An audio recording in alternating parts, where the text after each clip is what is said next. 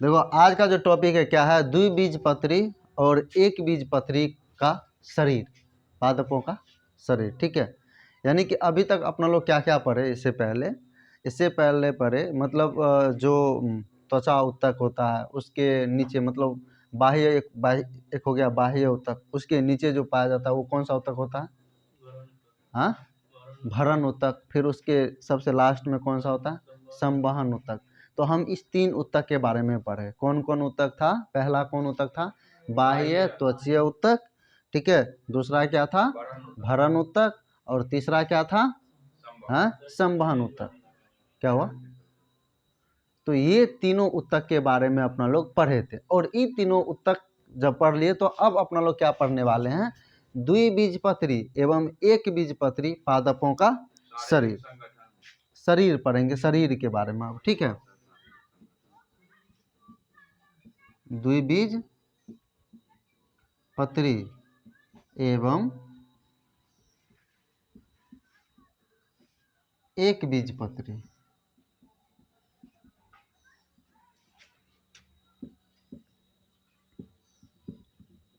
पादपों का शरीर।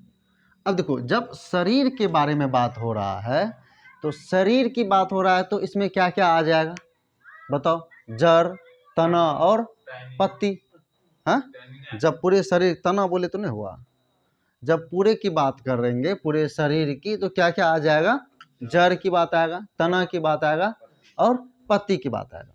तो अपना लोगों को अब क्या पढ़ना है? जैसे द्विबीजपत्री के जड़, तना और पत्ती को, फिर एक बीजपत्री के जड़, तना और पत्ती को पढ़ना।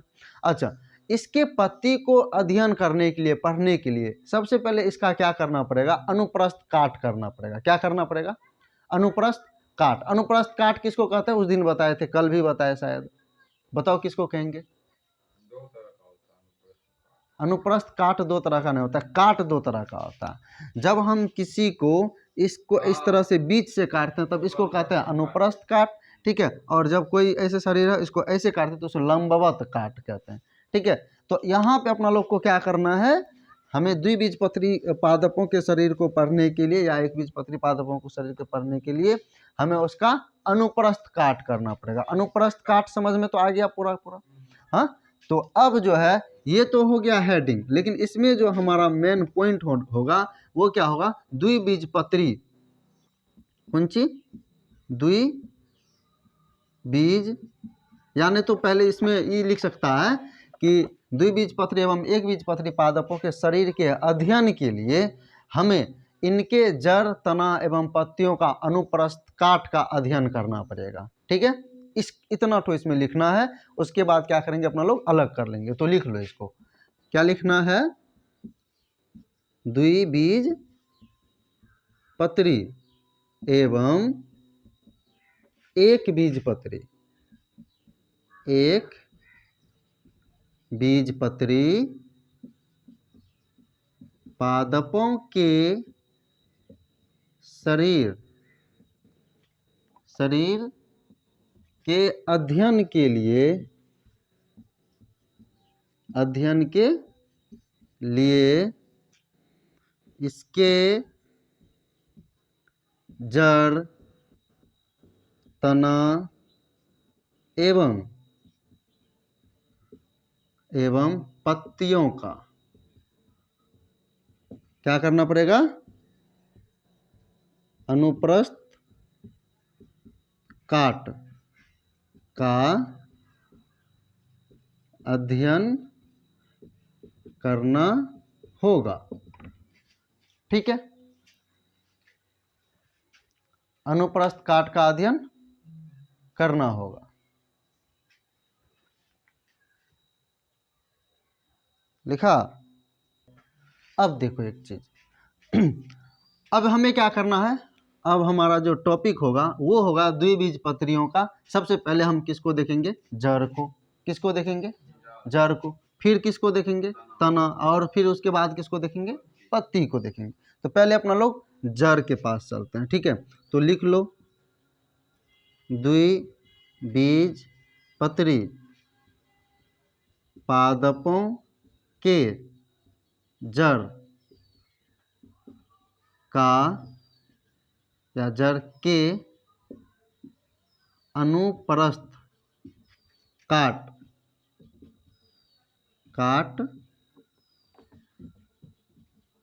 की संरचना।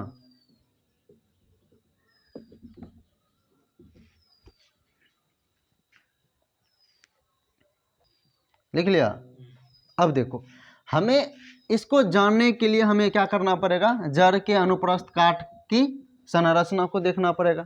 ठीक है, पहले जड़ का अनुप्रस्थ काट करेंगे, उसके फिर उसकी संरचना को देखना है। तो देखो, संरचना को देखने के लिए हमें क्या करना है, उसको देखो। सबसे पहले हमें एक फिगर की जरूरत है। चलो फिगर बनाते हैं।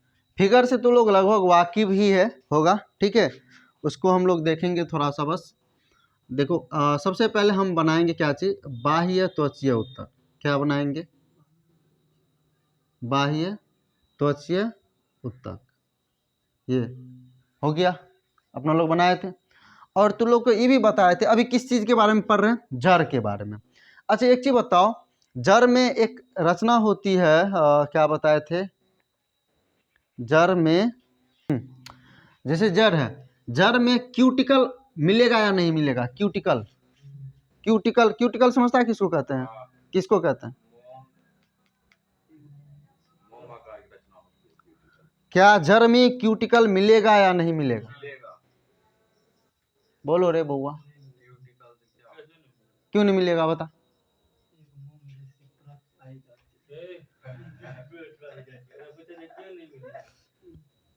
ये हो गया बाह्य त्वचीय उत्तक। ठीक है, क्या इसके ऊपर, ये जड़ की है, जड़ की बाह्य त्वचीय उत्तक है, किसकी है, जड़ की, जड़ की हम बात कर रहे हैं। क्या इसके ऊपर क्यूटिकल पाया जाएगा, जो क्यूटिकल होता है वो मोम जैसी जो परत होता है उसको क्यूटिकल कहते हैं, क्या इस पे पाया जाएगा या नहीं, ये पूछ रहे हैं, हाँ या ना। अगर हाँ तो क्यों, अगर ना तो क्यों, क्यों बताओ, क्योंकि वो पानी का संवाद करेगा। बताओ छोटू, क्योंकि जड़ अपना अंदर पानी जो खींचते हैं। इसमें पहले ये बताओ ना, हाँ या ना, क्यूटिकल होगा या नहीं, क्यूटिकल नहीं होगा, नहीं होगा, क्यों नहीं होगा, क्योंकि वो जड़ खनिज लवणता पानी को पौधे में पहुंचाते हैं। यदि परत रहेंगे तो पानी नहीं, अवशोषण नहीं कर पाए। देखो चलो ठीक है, सबसे पहले ये समझ लो, क्यूटिकल जो होता है ना, वो मोम जैसी जो परत होता है, वो परत का काम क्या है पता है, परत का काम है कि उस भाग को पानी से बचाना, यानी पानी से, पानी के कारण सड़ जाता है ना बहुत सारा पौधा, तो उस सड़ने से बचाना, गलने से बचाना, यानी पानी के हानि को वो रोकता है, कौन, क्यूटिकल। तो अब ये पानी के हानि को कहाँ कहाँ रोकेगा, पत्तियों को। अगर पत्ती में ज़्यादा देर तक पानी रहेगा लगा हुआ तो क्या होगा, टूट जाएगा, गल जाएगा, सड़ जाएगा। और तना में भी वही हाल होगा। लेकिन जड़ का क्या है, जड़ जो है पानी अवशोषित ही करता है। अगर वहाँ पे अगर परत लगा रहेगा तो क्या होगा, बताओ क्या होगा, पानी को अवशोषित ही नहीं कर पाएगा। क्यूटिकल का मतलब है कि उस पर पानी जाएगा तो वहाँ से भाग जाएगा पानी, उस पर टिकेगा नहीं। ठीक है, इसलिए जितना जलीय पौधा होता है खास करके, उसमें ज़्यादातर क्यूटिकल पाया जाता है। जलीय पौधों में, जलीय पौधों के पत्तियों में क्यूटिकल क्या होता है, ज़्यादा पाया जाता है। और ख़ास करके अपना आसपास में जो पेक्चा रहता है उस पर देखो, पानी दे के, उस पर पानी दिया कभी, उसमें गोल हो जाएगा पानी। हाँ, उस पर पानी क्या हो जाता है, गोल हो जाता है। या बांस का कोई पत्ता ले लो, या खास करके वो देखो ना, उस पर पानी थोड़ा सा भी नहीं टिकता, टिकता है, पता भी नहीं चलेगा इस पे पानी भी था। पानी दे दो उसको, बहा दो, उसमें पता भी नहीं चलेगा इसमें पानी भी था, इस पे, इसके ऊपर। हाँ, तो क्यूटिकल, तो जड़ के ऊपर क्यूटिकल नहीं पाया जाता है, जड़ के ऊपर क्यूटिकल नहीं पाया जाता। और इसके ऊपर ये बाह्य त्वचीय, ये क्या है, बाह्य त्वचीय उत्तक है। अब इसके ऊपर क्या पाया जाता, बताओ क्या पाया जाएगा जी, क्या पाया जाएगा, ये क्या है, कौन सा रोम, इसको क्या बोलेंगे, इसको क्या बोलेंगे, मूल रोम बोलेंगे। हाँ, क्या बोलेंगे, क्या हुआ, हाँ, इसको क्या बोलेंगे, मूल रोम बोलेंगे।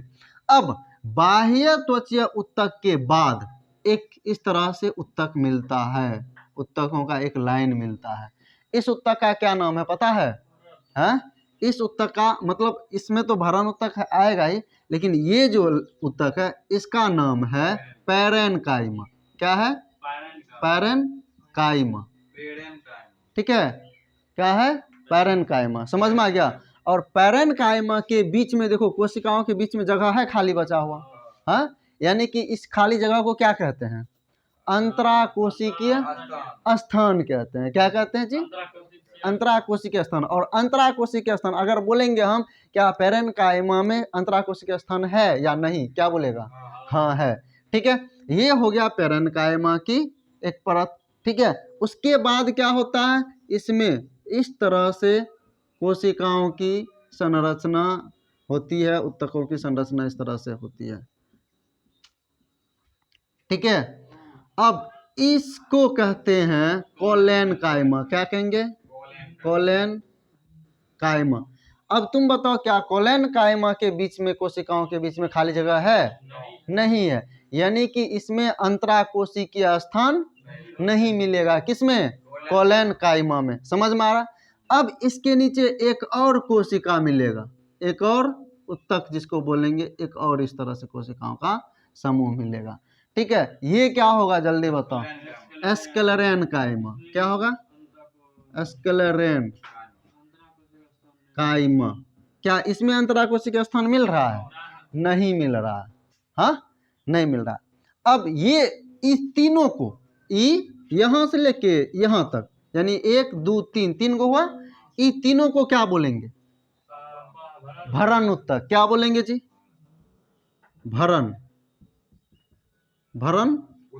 उत्तक। देखो, पहला क्या हो गया? बाह्य त्वचा उत्तक। और दूसरी की क्या बात कर लिए? भरण उत्तक। अब तीसरा क्या होगा? संवहन उत्तक। क्या होगा जी? देखो, संवहन उत्तक किस तरह से होता है? संवहन उत्तक की संरचना,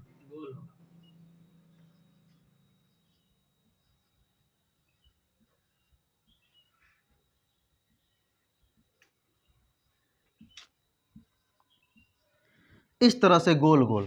ठीक है, और इस संवहन उत्तक जो है, इसका जो नाम है, इसका होता है अंतः त्वचा। इसका क्या नाम है? ये वाली जो भाग है, इसका क्या नाम है? अंतः त्वचा। ठीक है, अब देखो, अंतः त्वचा के बीच में एक नली जैसी रचना चारों तरफ घुमा हुआ रहता है। क्या होता है? एक नली जैसी रचना चारों तरफ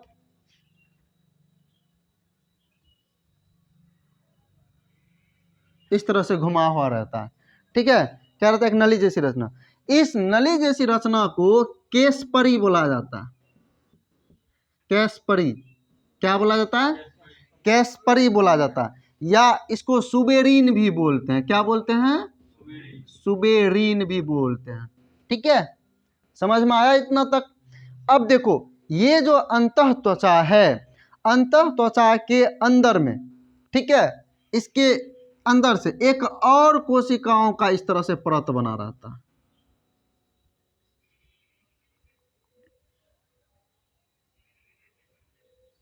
इस तरह से एक और क्या होता है जी? कोशिकाओं का एक समूह होता है इस तरह से। ठीक है, इसको जो है, इस समूह को, ठीक है, इस समूह को बोला जाता है परिरंभ। क्या बोला जाता है? परिरंभ बोला जाता है।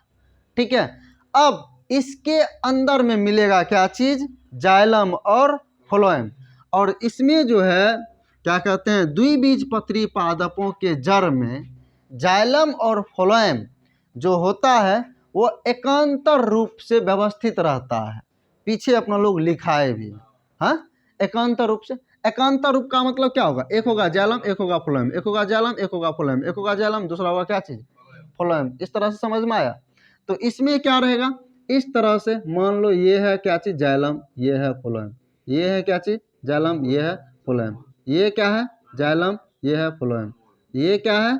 जाइलम, और ये है अनमोल। क्या रे?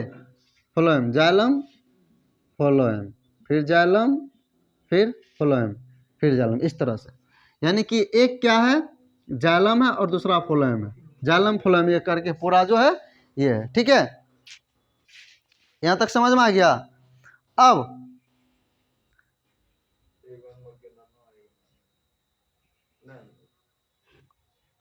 अब तू लोग को एगो चीज और बताए थे, जाइलम और फ्लोएम के बीच में, जैसे ऐसे ये है एक उत्तक है, इसमें है यहाँ जाइलम और यहाँ फ्लोएम। जाइलम और फ्लोएम के बीच में इस तरह से संरचना पाया जाता था, याद है? इसको क्या कहते हैं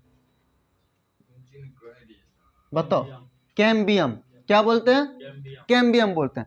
तो यही सब जाइलम और फ्लोएम के बीच में ऐसे, इस जाइलम और फ्लोएम के बीच में क्या होता है, एक कैम्बियम पाया जाता है। क्या पाया जाता है जी? इस तरह से। इसका क्या नाम है? ये जो जाइलम और फ्लोएम के बीच में है, इसका क्या नाम है? कैम्बियम। ठीक है, क्या है? कैम्बियम। अब इसके बीच में एक इस तरह से गोलाकार रचना होता है।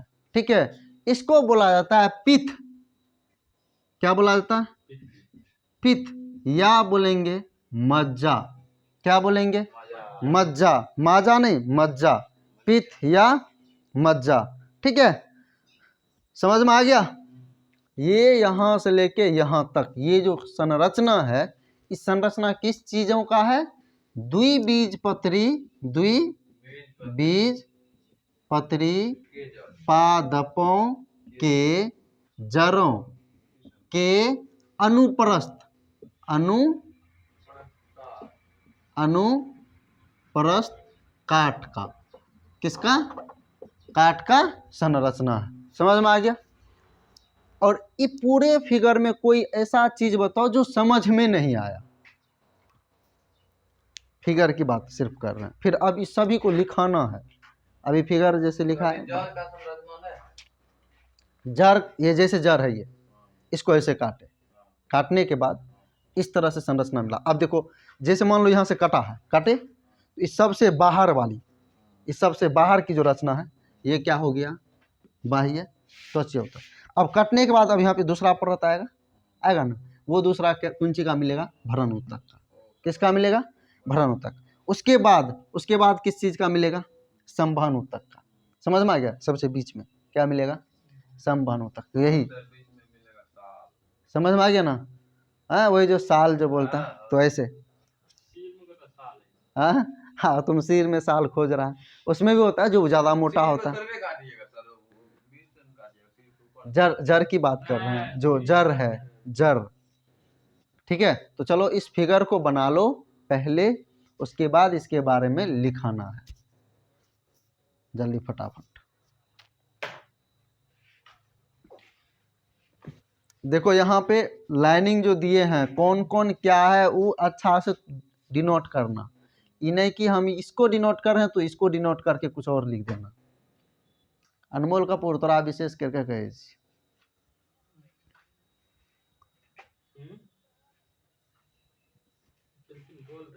वीडियो को रोक दो फिलहाल।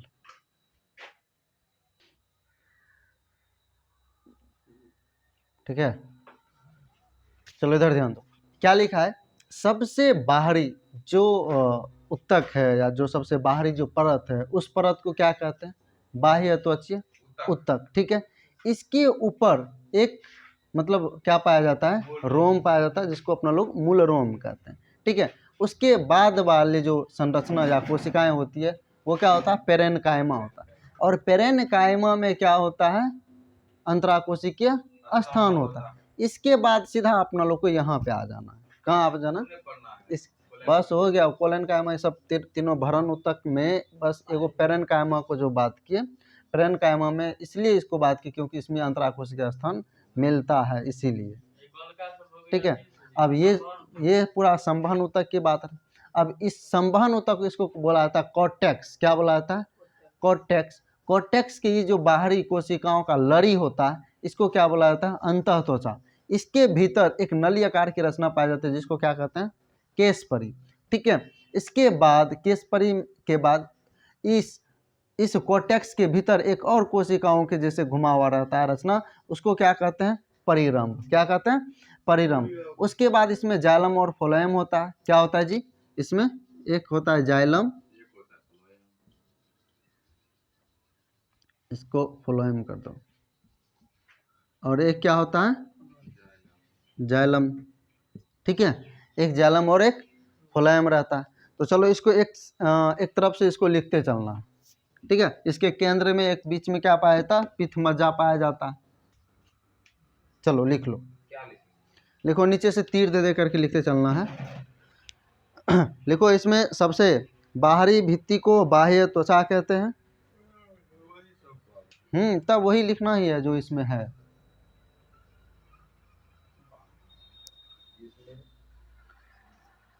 सबसे बाहरी भित्ति को बाह्य त्वचा कहते हैं।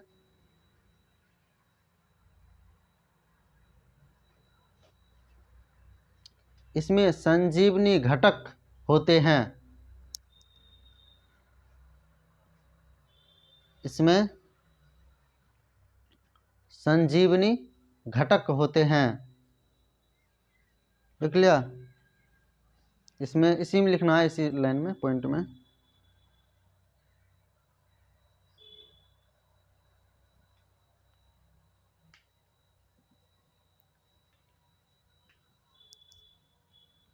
देखो, इसमें अगला नंबर, अगला तीर, देखो, इसमें कुछ कोशिकाएं बाहर की ओर निकली हुई रहती है।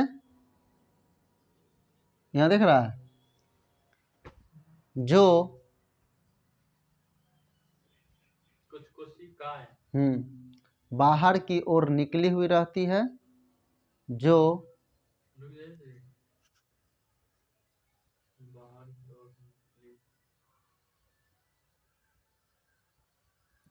बाहर की ओर निकली हुई रहती है, जो कोशिकीय मूलरोम बनाती है, जो कोशिकीय मूलरोम बनाती है।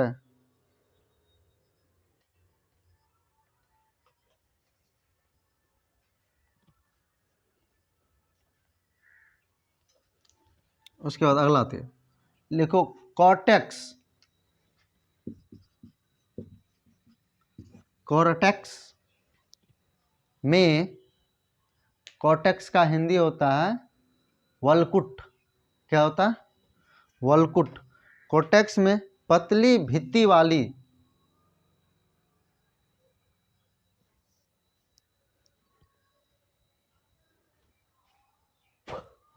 पतली भित्ति वाली कोशिकाओं की परत होती है।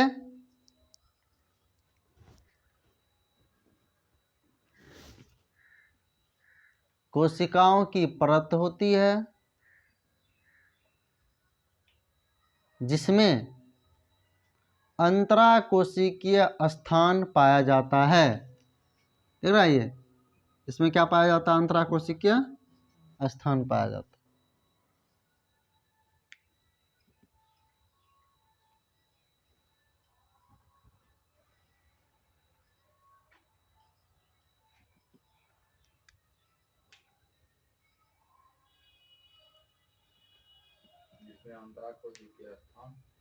होती है,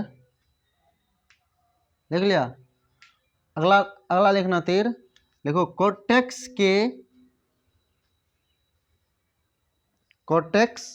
के भीतरी कोशिकाएं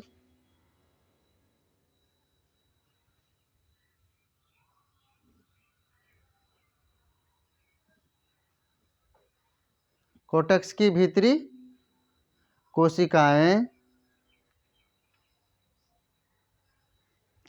अंतस्त्व, अंतस्त्व त्वचा होती है। हाँ, अंतस्त्व, अंतस्त्व, अंतस्त्व ये हो गया त्वचा, अंतस्त्व त्वचा होती है, लिख लिया।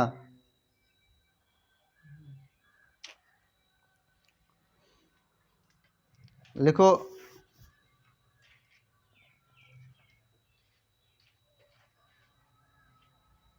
देखो इसमें नलिकाकार, अगला नंबर, इसमें नलिकाकार कोशिका की, नलिकाकार कोशिका की एकल परत होती है। नलिकाकार कोशिका की एकल परत होती है।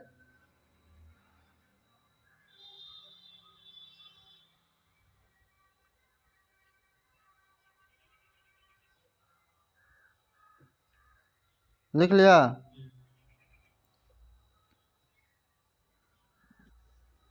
क्या लिखा? कोशिका होती है जिसे एकल परत होती है। हाँ, एकल कोशिका की परत होती है, कोशिका की एकल परत होती है, ऐसे लिखा है। हाँ, जिसे केसपरी कहते हैं। यह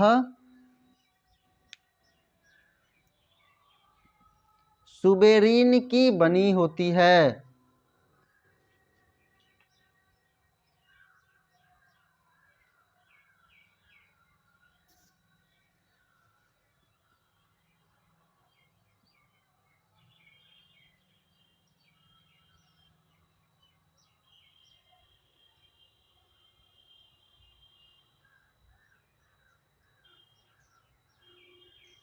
देख लिया?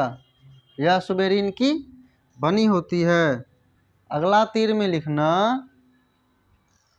अंतस्थ त्वचा के भीतर,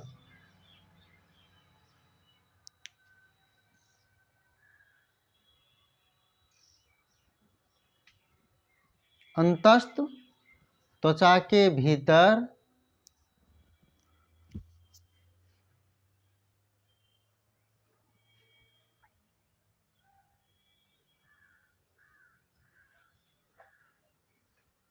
लिखा, अंतस्थ त्वचा के भीतर मोटी भित्ति पैरेनकाइमी कोशिकाएं होती है। मोटी भित्ति पैरेनकाइमी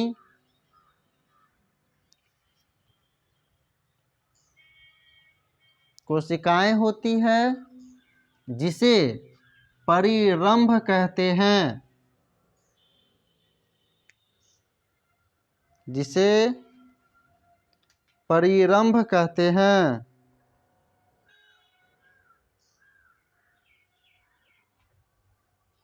लिख लिया? अगला तीर लिखना, देखो इसमें पित्त, इसमें पित्त छोटी एवं अस्पष्ट रूप से दिखती है।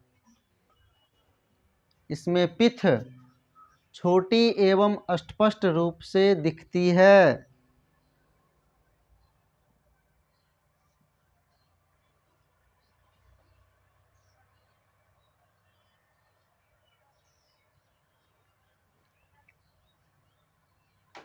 लिख लिया?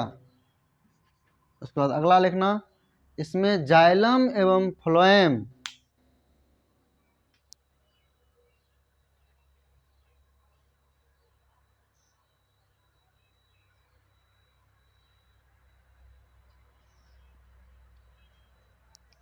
एकांतर रूप से रहते हैं।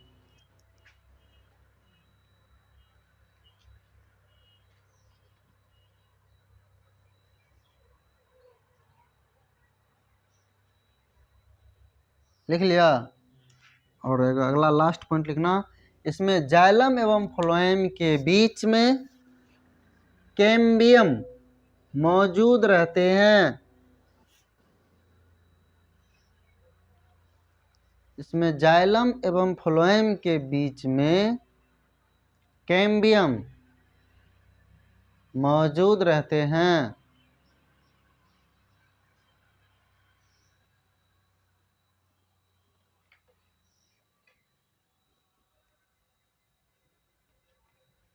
हो गया?